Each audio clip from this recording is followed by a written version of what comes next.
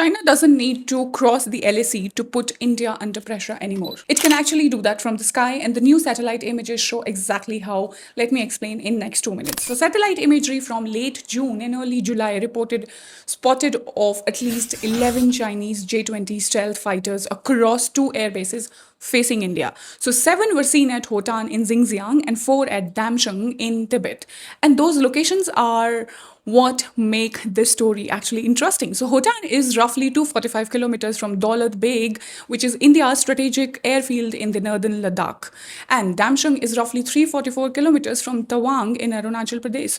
So here we are talking about advanced Chinese aircraft appearing opposite two different sectors of India's northern frontier. But do not focus only on the number 11, because this isn't really about 11 jets. It's about what those jets represent. So the J-20 is Chinese 5th generation stealth fighter. And stealth doesn't mean some magical invisible aircraft. It means it is designed to be much harder for a radar to detect and track than a conventional fighter. And in the modern air warfare, that actually makes a big difference, because before you fire, you have to find your opponent. Before you intercept, you have to track your opponent.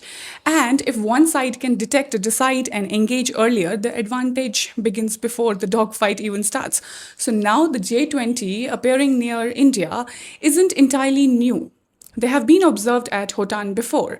But what matters is the possibility that the 5th generation operations from these India-facing bases become increasingly a routine thing.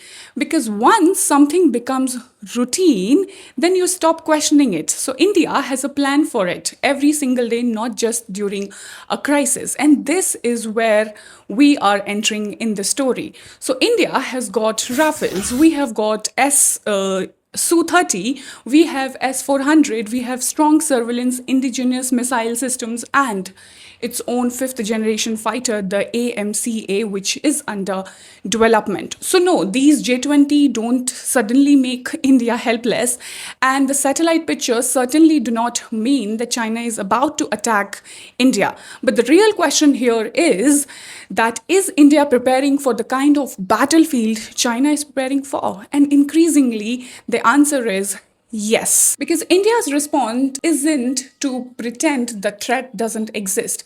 It is to understand it, adapt to it, and build the capacity or capability to deter it. So India may not choose the conflict, but India is making sure it never enters one unprepared. Hope this helped. Follow for more geopolitics. Jai Hind.